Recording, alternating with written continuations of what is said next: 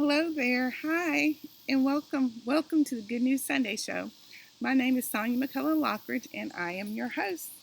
I'm your host, and I'm excited. I'm excited today to announce that we have received 208 books from Crossway.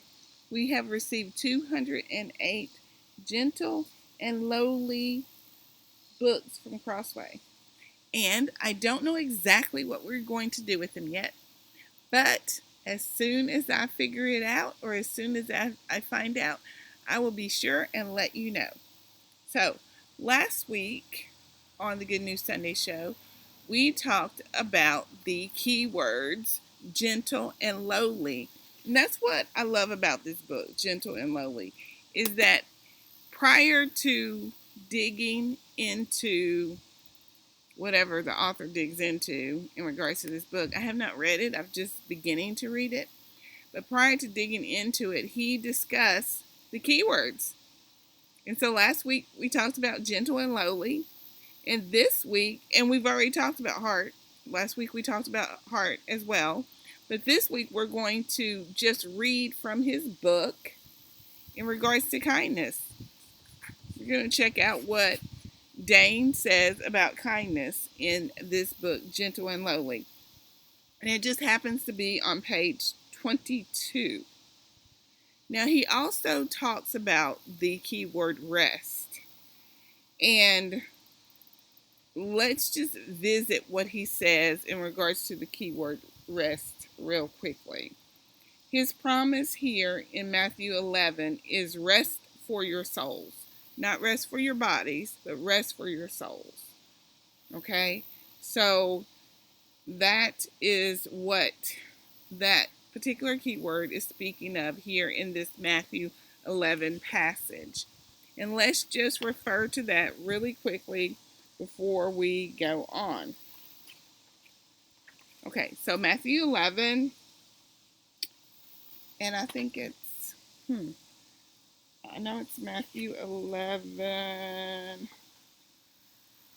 Matthew 11:28. Matthew 11:28. Come to me, all who labor and are heavy laden, and I will give you rest. Take my yoke upon you and learn from me, for I am gentle and lowly in heart, and you will find rest for your souls. For my yoke is easy and my burden is light. That is the translation, the ESV translation, of course, because this book is produced by Crossway, and the translation that they prefer is ESV. So let's just go on a little bit further and let's look at the keyword kindness. And we're just going to read about the keyword kindness here. We're just going to read, okay, what Dane has to say about the keyword kindness. The notion of kindness is right here in our passage. The word translated easy in his statement. My yoke is easy needs to be carefully understood. Jesus is not saying life is free of pain or hardship. This is the same word elsewhere translated kind, as in, for example, Ephesians 4:32. Be kind to one another, tender-hearted. Consider what Jesus is saying here. A yoke is the heavy crossbar laid on an oxen to force him to drag farming equipment through the field. Jesus is using a kind of irony, saying that the yoke laid on his disciples is a non-yoke, for it is a yoke of kindness. He goes on to say, who could resist this? It's like telling a drowning man that he must put on the burden of a life preserver, only to hear him shout back, sputtering, no way, not me. This is hard enough, drowning here in these stormy waters.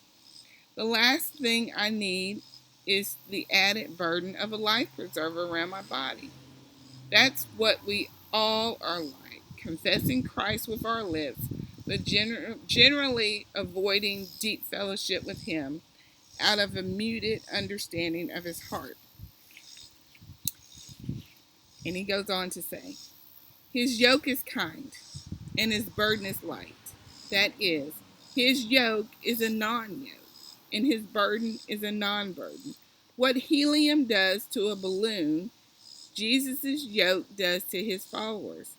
We are burdened. We are burdened.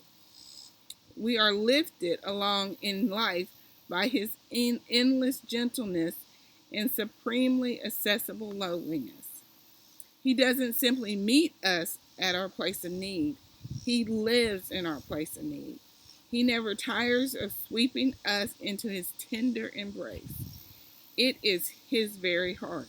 It is what gets Him out of bed in the morning. Now, mind you, Dane is speaking of the resurrected Jesus here in this portion of the text. Now, he may at some point speak of the returning Jesus in this text, but for right now, he's speaking of the resurrected Jesus. So we need not get them confused. There is the Jesus that walked this earth as fully man and fully God and was resurrected. That's one Jesus. There is the Jesus that's currently sitting at the right hand of the Father right now,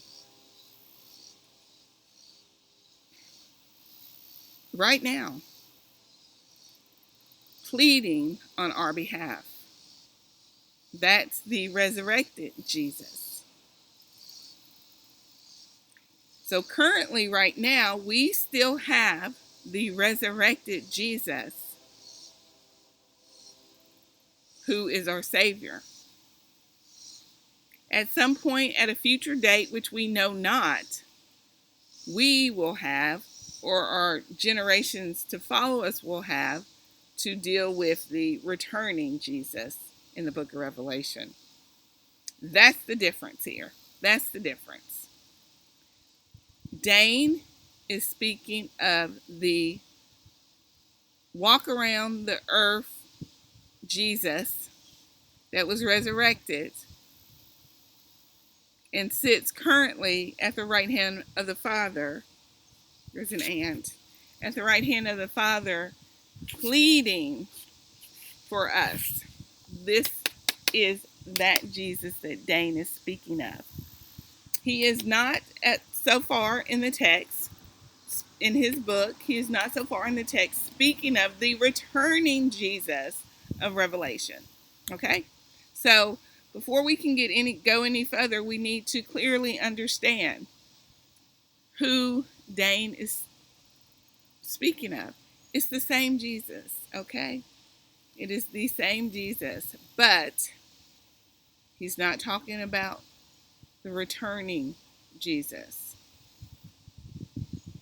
The returning Jesus in the book of Revelation. Okay? But that's Jesus that is returning is still a Jesus that ought to be in our mind as well. He's the same Jesus. We have just been forewarned through John in regards to the Jesus of the book of Revelation, the one who is returning again. That is how we have been forewarned. But the Jesus that's currently sitting at the right hand of the Father right now, pleading our case, is the Jesus of Matthew 11. So, kindness. Or his yoke is easy. His burden is light. His yoke is easy because he has taken on the entire burden himself. And so if we are burdened, by a burden that is not really ours, then that's our own fault. It's not Jesus' fault, because he has taken on the burden himself. So our yoke should be easy and our burden light, because he carries the burden. He carries the weight. We don't. So anyway, like I said, I'm very, very excited to have 200 plus copies of this book that we're going to share here in the heart of Tennessee in some shape, form, or fashion. It's a not for resale book, so that tells you a little bit. And we're going to do that with joy and with gentleness, and hopefully and prayerfully with meekness. I really feel like this is a needed message for us right now in this point in time, because if we're followers of Jesus, and he did make this statement, then we should be gentle and lowly in heart as well. If we are being conformed to the image of God, then we should think about this passage. We should think about this passage and apply it to this our one life. This is Sonia signing out for the Good News Sunday Show, Keyword Bible Studies, the Gap Prayer Band, and the one and only Jesus.com. Thank you.